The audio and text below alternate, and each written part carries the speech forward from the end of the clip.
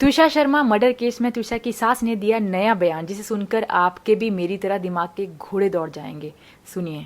बड़ी बहू का म्यूचुअल कंसेंट से तलाक हुआ, तो 6 साल शादी दोनों ने निभाने की कोशिश की, लेकिन परस्पर सहमति से अलग हुए। दैट इज कानूनी, इट्स अ लेजिटिमेट फॉर्म, क्योंकि उसको जॉब्स वहां करने थे, बेटा इंडियन एयरफोर्स में है, तो she was not ready to महीने में 2-3 दिन आना, फिर झगड़ के चले जाना। तो अल्टीमेटली दोनों ने परस्पर सहमति से अलग होने का निश्चय लिया। That is perfectly okay. तो इस शरीफ सास के बड़े बेटे और बहू का भी तलाक हो गया है। बहू ही दोषी है यहाँ पर भी। बहू महीने में 2 से 3 दिन आकर लड़ाइयाँ करके चली जाती थी।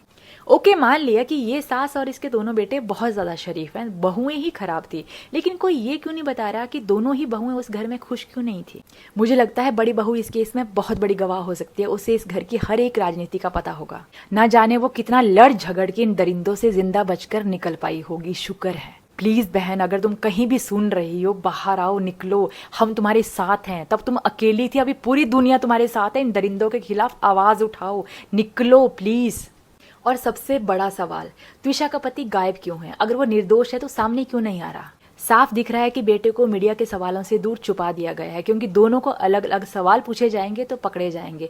जज साहिबा अकेले ही खेल रही हैं, क्योंकि उनको पता है कि केस को कैसे घुमाना है। मेरी हाई कोर्ट और सीबीआई से दरख्वास्त है कि त्विषा के पति को जल्द से जल्द पकड़े और इस केस की गहराई से जांच की जाए, क्योंकि जल्दी से जल्दी अगर सच बाहर नहीं आया तो इस जज साहिबा की कहानियों के पीछे सारे सबूत मिटा दिए जाएंगे, क्योंकि इसने सिर्फ उलझा रखा है मीडिया को और पीछे सारे सच मिटाए जा रहे हैं।